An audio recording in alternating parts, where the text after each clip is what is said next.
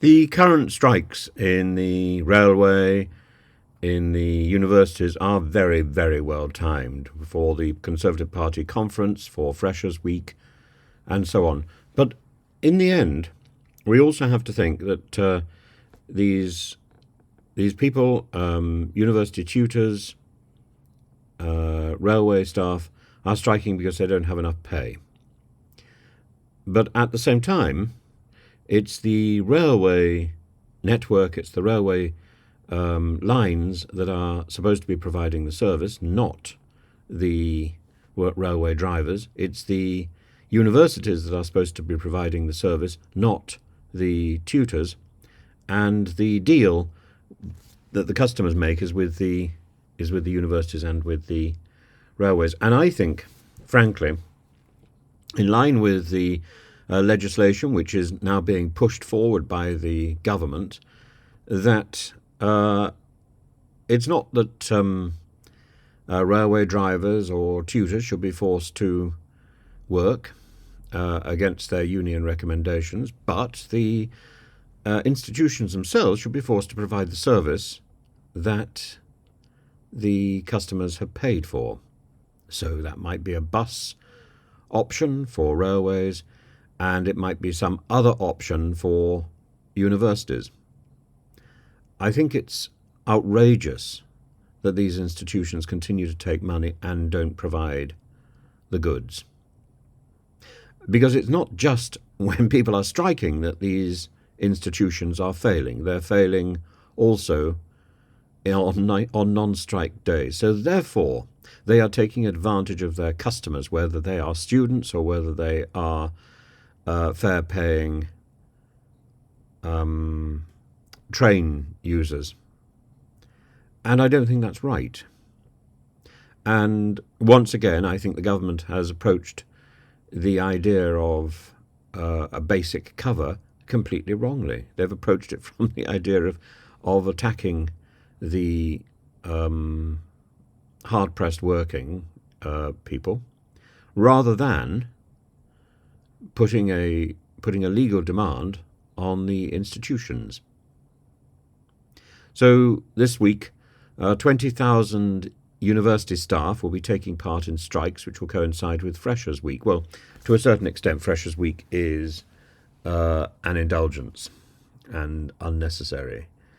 But the action is important because the universities are, as the UCU calls it, the very worst employer, one of the very worst employers.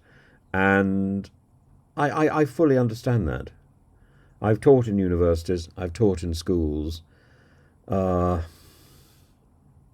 a long time, I wasn't paid in one of my universities, and you think, well, what's the point?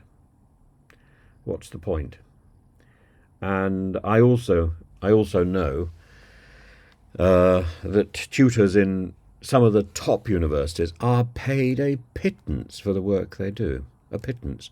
In fact, I would get more money tutoring 6-year-old children than I would get tutoring in a university, even Cambridge. Isn't that shocking? I think it's shocking. And I've literally just finished. I've literally just finished supervising a doctoral thesis, and I did that absolutely for nothing, because no one was paying me. But then that was a university in Moscow, so perhaps we don't expect so much of Moscow. But we have to ask: do we want our universities in the UK to be as scurrilous, disreputable, and as parsimonious as universities in countries that have attacked their neighbour? Is that what we want? Because we're on our way to being the pariah of tertiary education and of transport. And believe me, when it comes to transport, this doesn't affect just people trying to travel, and people people getting to offices, or it's choice between the car and the train. Well, some of us don't have cars. Some of us don't drive. Number one. Number two, some of us are, if we've got a commitment made months in advance, we have to keep that commitment. That means taxes. It means all manner of things. And if you've got ULEZ as well, to factor into this nonsense, then you've got additional fees. We're getting to the point where we are becoming almost static because of nonsense. At the same time, let's go back to the university. There are university students whose exams in the summer have still not been marked. This isn't industrial action. This is laziness. Utter laziness. And it's outrageous that a university hasn't put in place alternative systems for ensuring those students receive the grade and the result that they deserve, or indeed exceed the grade that has been predicted. Because it's the university's responsibility to hand out an appropriate degree. If that paperwork hasn't been done, then I think it's the university's job to hand out the best degree that they can in the circumstances. And if the paper hasn't been marked, I think rather than giving a 0, or rather than giving a vague approximation on the lower end of the scale, they should give a top approximation. It's outrageous.